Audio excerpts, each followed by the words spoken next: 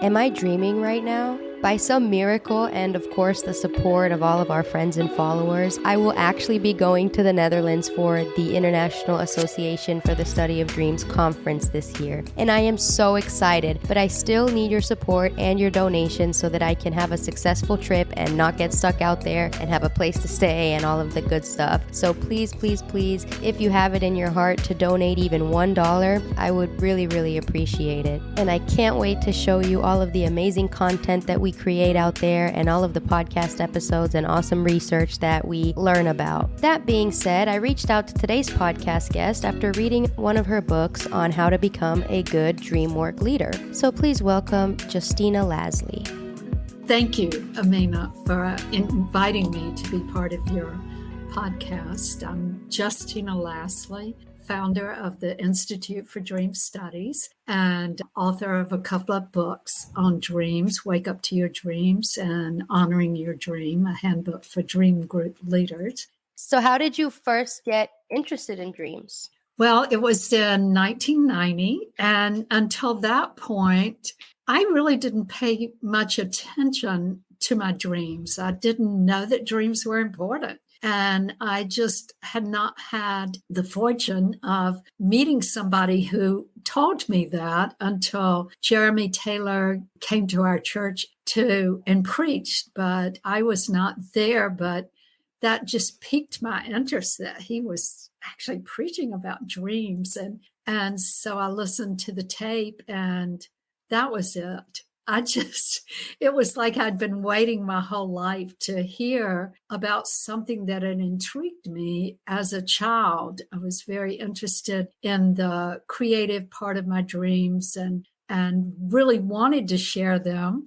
But my family was more of an analytical, scientific, engineering-minded family, and they really didn't have that space or know that dreams were important either. And so I never had an audience for sharing my dreams. And I joined a dream group at our church that our minister started. And I shared my dream, and I was like, oh, wow, that is the best look at my life. I just couldn't believe the truth of my life in a dream. So I just became infatuated, started working in the dream group, and then I began leading the dream group, and then I started other dream groups because other people got interested. And then because I had not majored in psychology and really didn't have the real background in psychology, I went back to get my master's in transpersonal psychology with an emphasis in dreams. One thing led to the next, and I have loved it every minute. Well, mostly every minute.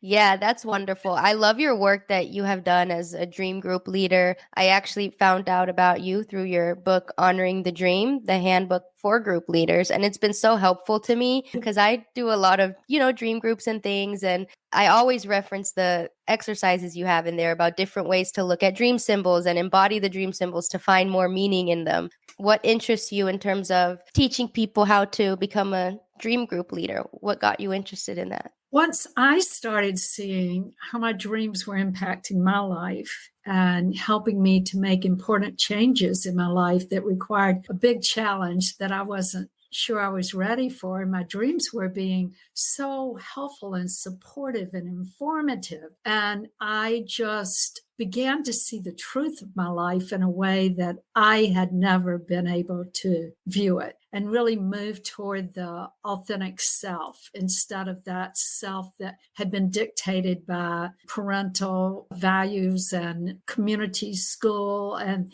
things that sometimes didn't really feel right for me, but I didn't know anything other than that. And then my dreams started telling me who I was authentically and really giving me courage to try and do things that I had never done before and see myself in a more positive light. So I thought, wow, this is when I thought I should start other dream groups and to help other people. And so I did start several, but it was as much as I could do. I had 3 daughters and all the other things that I was doing. And it's like, I've got to help more people hear this truth of the dream. My target audience was the world. And I just wanted to get this wonderful gift that we're given to everybody and let them know about it. So I thought I'm going to have to write the Honoring the Dream book so that more people, more dream group leaders will have a resource to really support them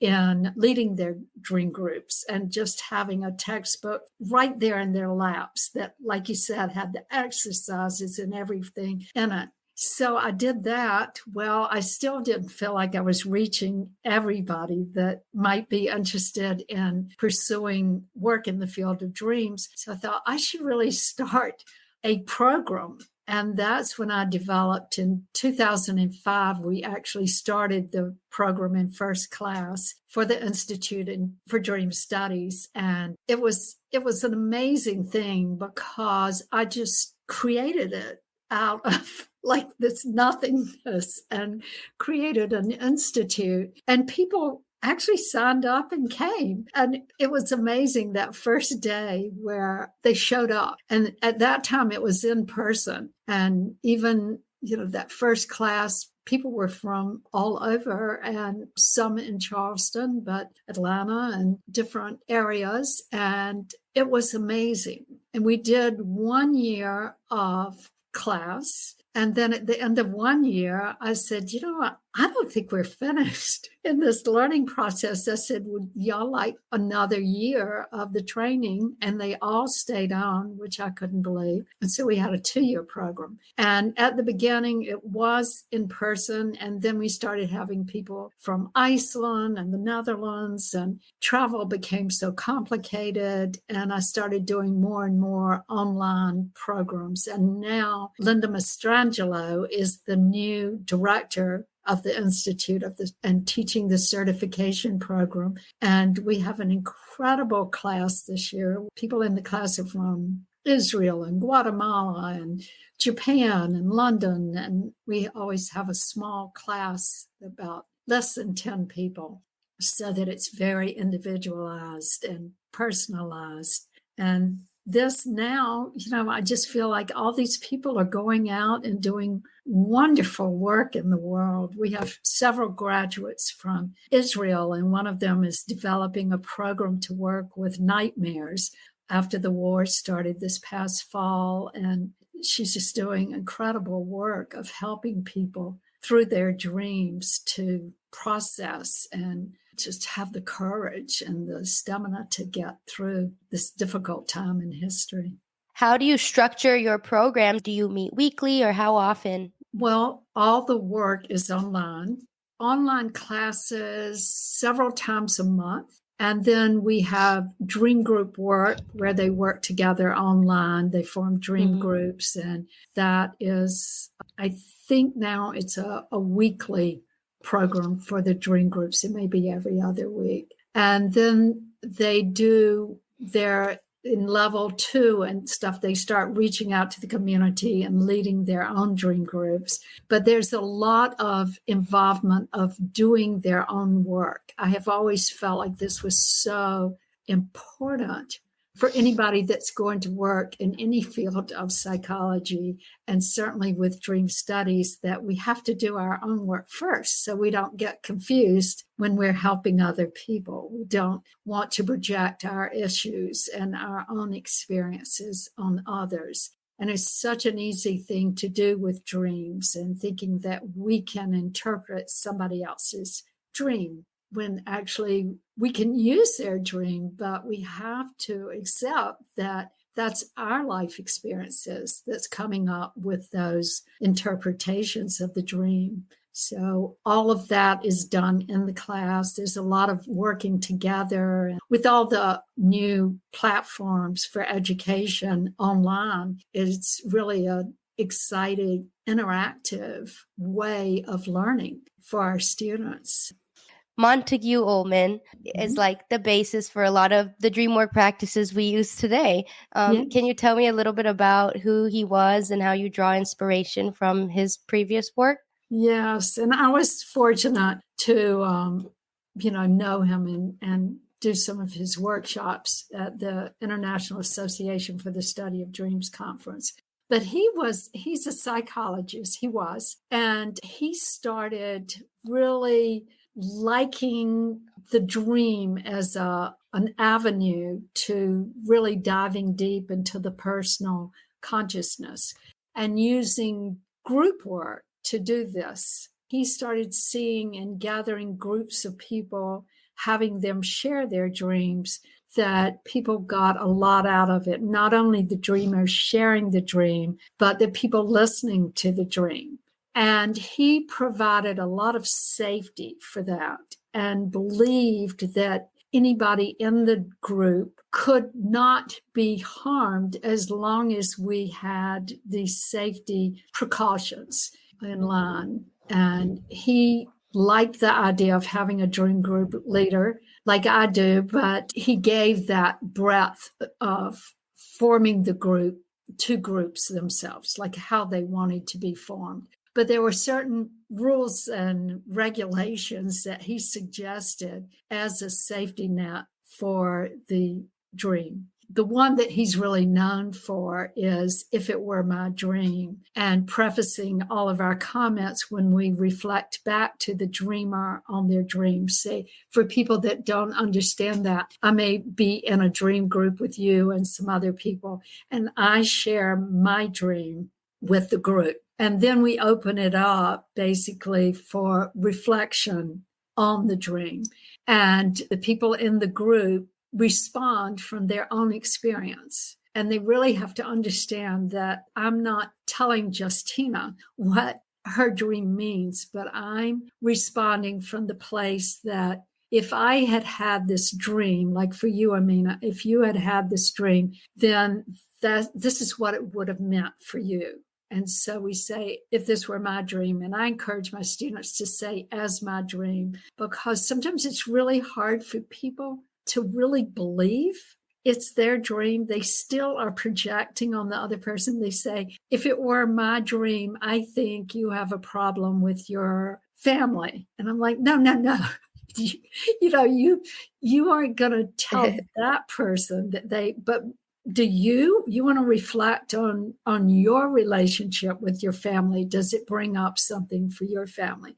Montague Ullman created a sort of tight process for dream group work. I tend to loosen up on that process and make it a little shorter than his original thing. So in my book, I have a condensed the DreamSynergy method of the Ullman method, a little bit simpler process, but it's the same idea of sharing the dream, reflecting on the dream, having the dreamer listen to the reflections, having the dreamer reflect back how they're feeling about what people are saying, and then coming to meaning and connecting that meaning to their waking life and trying to see how they can make changes in their life. So I'm glad you brought him up.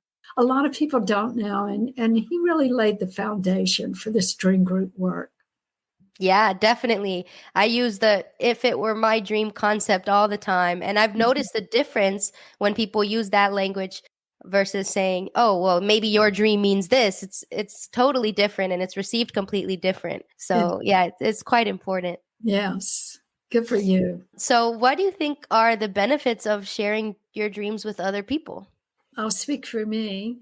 It has changed, really, I want to say everything about my life. But the subtitle of my Wake Up to Your Dreams book is Transform Your Relationships, Career, and Health While You Sleep. And that's what I see when I look at all the thousands of people I've worked with. Relationships is just such a great tool for seeing ourselves and the parts of ourselves and other people, and seeing the relationship between people in relationships. And this is whether in a romantic relationship, a family relationship, a friend relationship, a work relationship. It has given me, and I see that it's given other people, way to see ourselves and take responsibility for our own actions and our own thoughts in a way that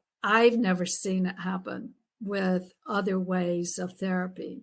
It's so clear in the dream to see that. And in career, how many times it has helped clients make major career decisions and really move toward their dreams and their desires instead of just following what the path that was laid out for them, that their parents wanted for them, or they just went an easy route because what they really wanted to do was they thought was too difficult and impossible. And the dream has been such a support for that. And it really encourages them, supports them, gives them information, ideas for transforming that career path.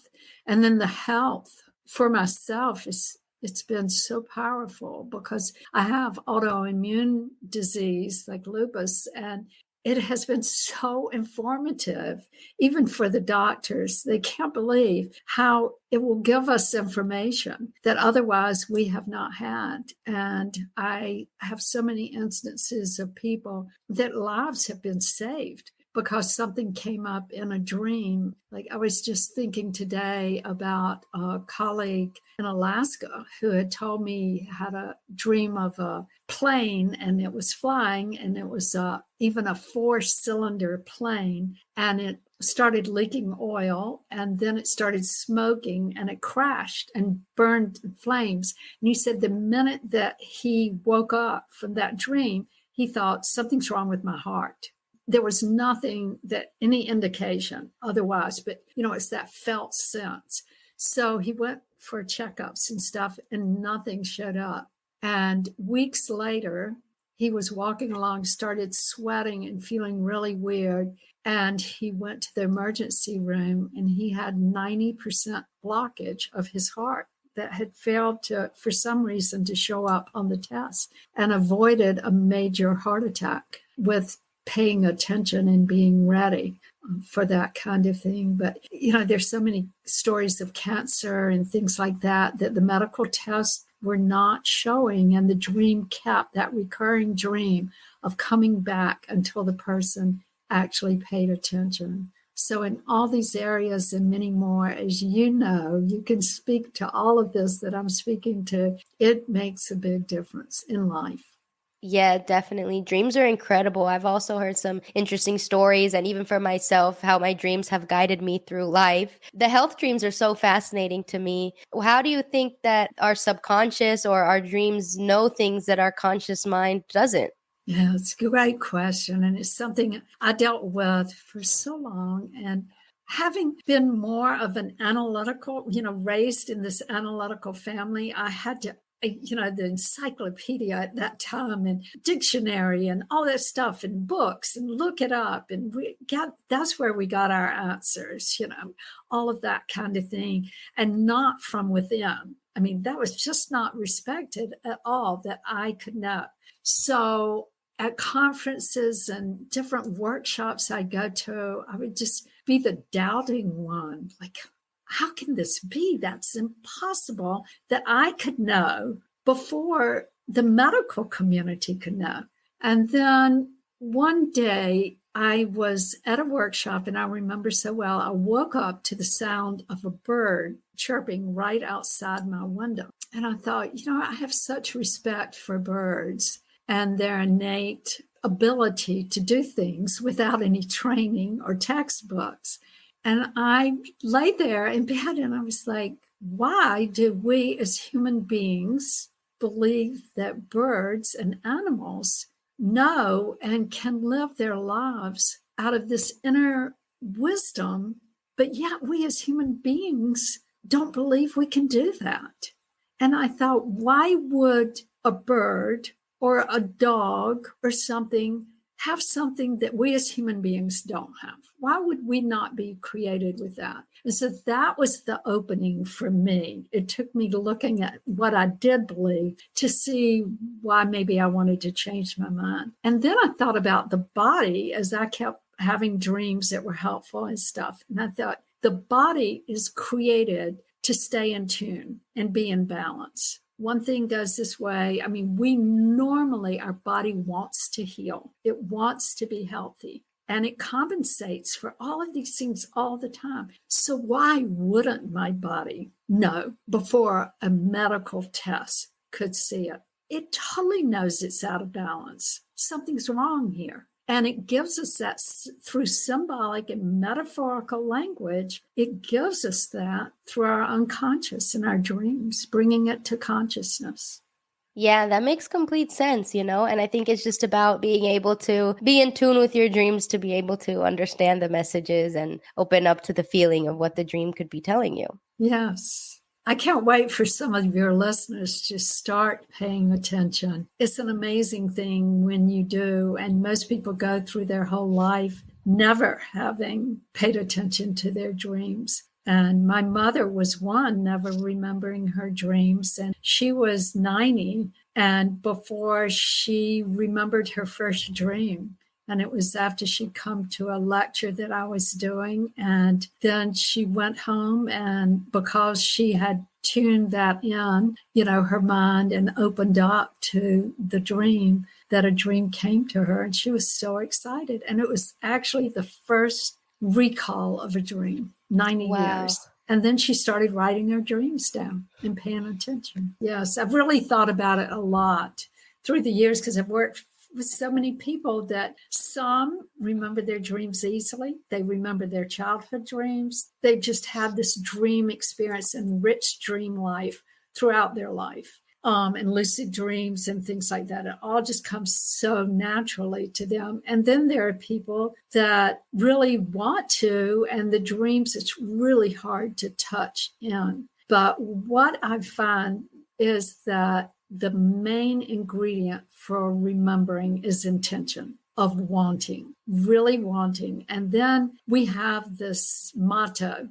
that I created for DreamSynergy, and it's dreams plus action equals change. And so, we're all getting the dreams, 5 to 6 dreams a night. But unless we take action to remember and to write down and to process those dreams, we don't change. We have to do that. And, when people say, oh, I really want to remember my dreams. I heard you talk a while ago, and I've been trying to remember my dreams. And I said, how are you trying? Like, what are you doing? And they said, well, I've just been hoping that, and I said, have you taken any real steps to remembering? Like, are you putting paper and pencil by your bed so you can capture the dreams? No, I'm not doing that. Or, using a phone, the audio version, just to record the dreams in the night. And I asked them all these tips that I had given them. And they were like, no, I really haven't done that yet. And I think, well, commit to trying 1 or 2 things and then see what happens then.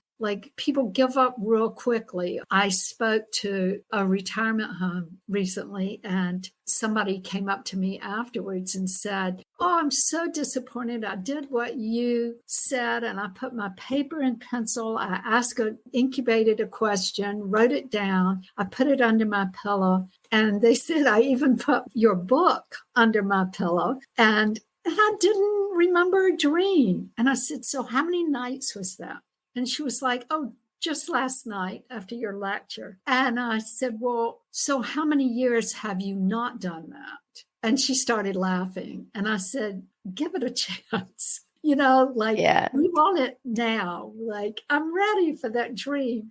And sometimes it occurs, and sometimes it takes some space and time to really believe that we are interested. But if we have the intention, we take the action of really being ready to capture the dream in the night. I don't know about you, Amina, but I really have to write my dream down in the night generally, or I do not remember the details. And I don't turn on the light. I just reach for the paper and pencil and just in the dark make some notes, and then enough to tap into that in the morning and then fill in the details in the morning. But there are all kinds of things that we can do of taking time when we first wake up. Like, I go through a list of familiar dream themes for me, and I go, oh, was it about my husband maybe? Or was I at the beach in my dream? And then I'll just keep asking these questions and open up to thinking about who was it about? And then I was like, oh, last night I had a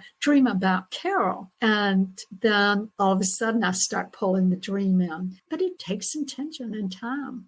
Yeah, it takes a lot of commitment. I notice that people want instant results, which can be frustrating as a dream coach sometimes. People want instant results. They're like, I tried this for a few days or even a few weeks. And I'm like, it's a lifelong journey. My process is, I've spent years like honing it in and figuring out what works for me. I write down my dreams every day that I can remember them. And I love doing that. I fell in love with that process. And I kind of do what you do. I don't even turn the lights on or anything. I used to use this like pen. It has a light on it where you click it and then you can see better. But now I use a voice activated recorder on my phone. So I just start talking and I don't even have to roll over. And then the second part of my process is going back and listening to the recordings and then writing it out in my dream journal from there. The neat thing about a recording is that you hear the inflection of your voice, and sometimes it really gives you so many clues of that emotional quality of the dream in listening to you telling the dream. Now there's so many apps that you can use, that are created, that you record it on the phone and then it gives you all the questions afterwards and things like that. So it's really easy especially for your generation, of using the dream recording apps. I really encourage people to try that. Yeah, the one I use is not even designed for dreams specifically. It's like just a sleep recorder, and I turn it on before I go to sleep, and it picks up like snoring and sleep talking. Yes. But I use it for dreams. I'm sure people do. I recommend it to people all the time. But then I listen to it, I take that, and then I go to another app and then put it in the dream journal app. So it's a process, but it's a process that works for me. And I encourage people to do what works for them. But I am so determined to get as much detail as possible from every dream that the voice recorder is a necessity for that. For me. Right. It's very good. The details work, but I don't want people to get caught up in that. Like after this talk this past week, some people were like, oh, I only got one word. I was like, great. Yeah. A word. I was like, do you want to work with it? Because like the other night, I wrote down 8 pages in the night. And it was such a I was like, oh, I could write a novel on this, a fiction and mystery novel. And I sometimes am a little bit jealous of people that have shorter, more succinct. And, those one words, I have learned a lot for myself. Very, very short, one sentence. And I'm like, oh my goodness, that is so perfect. We could give an example. I had been having some health problems a couple of years ago, and I really had, tried to figure out with doctors what was going on. And we had not had a lot of success to see exactly what was going on. And so I had been incubating a dream. And one night I woke up with a start. My question that I wrote on my pad is, finally, I'd written different questions. This particular night, I wrote, what is it that I don't know about my health? And so I woke up. I was feeling very anxious when I woke up, very scared. And there was a voice that said, in a very patriarchal kind of police type voice, and it said, here is something you don't know. You are under arrest. And with that, I imagined that he was going to put handcuffs on me and just take me in. And my thoughts as I woke up, and my heart was beating. It was so frightening because I didn't know what I'd done. And all of a sudden they were going to arrest me. And I wrote that on my dream pad. And I'm so glad I did, because that was so important the way he said it. You are under arrest. The next day when I wrote that out, I just started smiling. I was like, listen to that. You are under an arrest. And it was like, you are under quarantine. You are under a rest.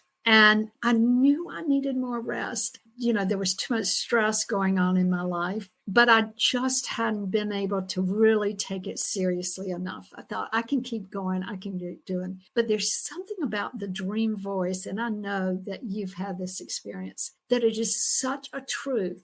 I mean, everybody had told me that. I told myself that. You just need to rest some. But this dream voice was the authority. And I believed it. And that next morning, when I realized what that was, I got my calendar out and I started canceling things and commitments. And I just started putting myself as a priority. But it took that one voice to make me stop.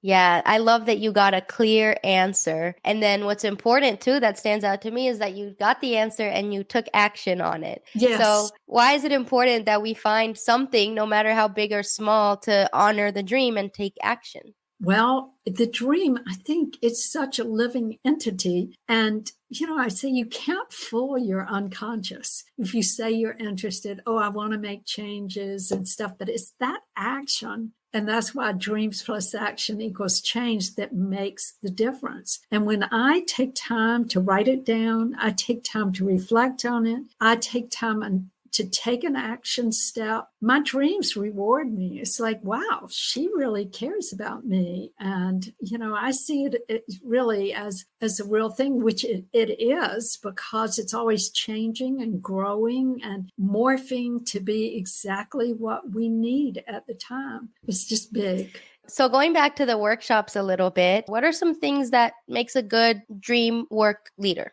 I think the key thing is, again, commitment. When I started leading the dream group at the church, I knew nothing about dreams other than being in that dream group and just for a few months and really being introduced for the first time to dreams within 3 months. And I didn't want the dream group to end, and there wasn't anybody to lead it. And I said, I'll be the organizer, and I will commit to being here every Tuesday morning or whatever. Now, it was a very small group of 4 people. So sometimes I was the only one there, but I stayed and I committed to that time, and I brought my dream journal. And if I was the only one there, I sat there and worked with my dreams. And people knew that I was going to be there. They usually were there, but I remember 1 or 2 times. But it was that commitment. I'm going to be here and I'm going to keep the dream process going. I have no idea what your dreams mean. I do not have the training. I do not have the experience.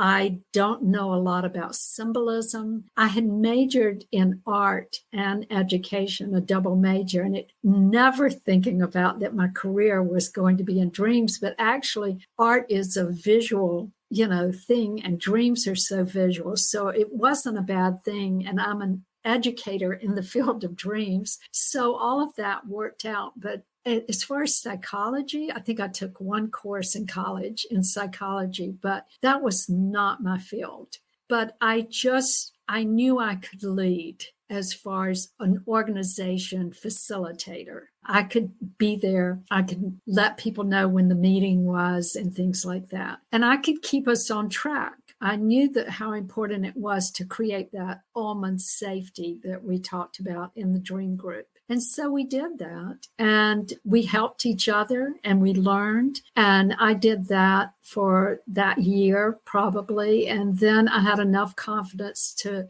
lead a dream group with friends. And then I went to a conference, and the person that was leading the conference knew that I was interested in dreams. It wasn't a conference on dreams. It was self-development and things, and asked me if I would lead a dream group. And I mean, you wouldn't believe it now that I could be as frightened as I was then. I was like, oh, I'm totally going to be found out. I don't know all the symbols. I don't know the mythology. I don't know all these things that great dream group leaders and people, Jung and Freud and people knew. And I did it, but I did it very frightened.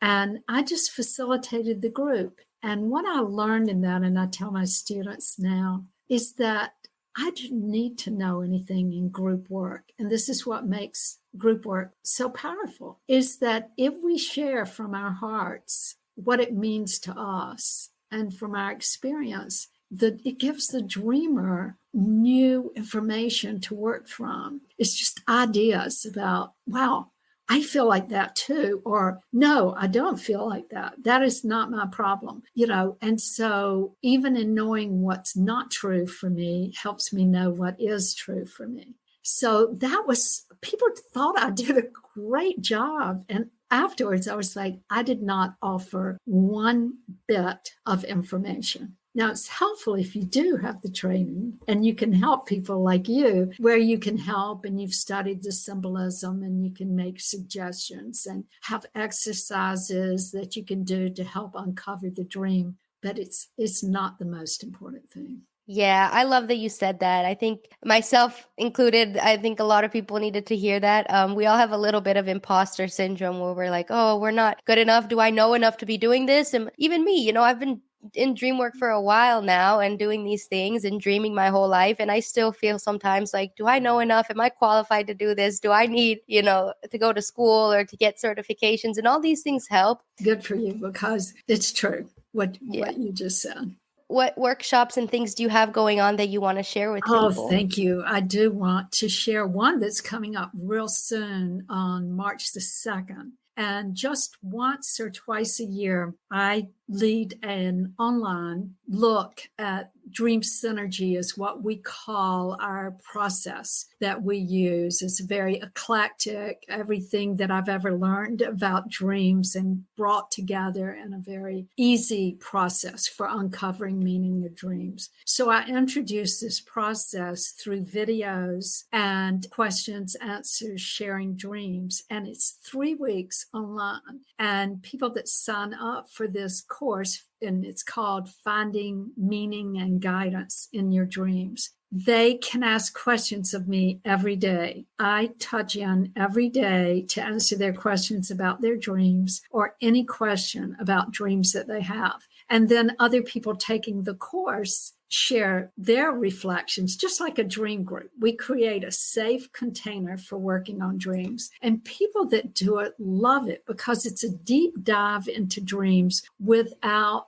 a huge commitment of time and money. So it's great if anybody's either starting to work with their dreams or they've been working. I have people that have worked with dreams their entire lives and lead dream groups, and they do it. And there's so much to learn there. That's the greatest complaint I get about the courses. There's too much information, but you actually have access to the videos for a couple of weeks after that 3 weeks. So you can go back and watch those. But I'm there for 3 weeks. 7 days a week, not 24 hours a day, but I will touch in once or twice during the day and answer people's questions. If people are interested in that, you can go to my website, DreamSynergy.com. It's DreamSynergy.com, and go to events, and there's a listing there for it. Or go to our Facebook page at DreamSynergy or Institute for Dream Studies. We also have a web page that's more focused on certification and education, instituteforDreamStudies.org.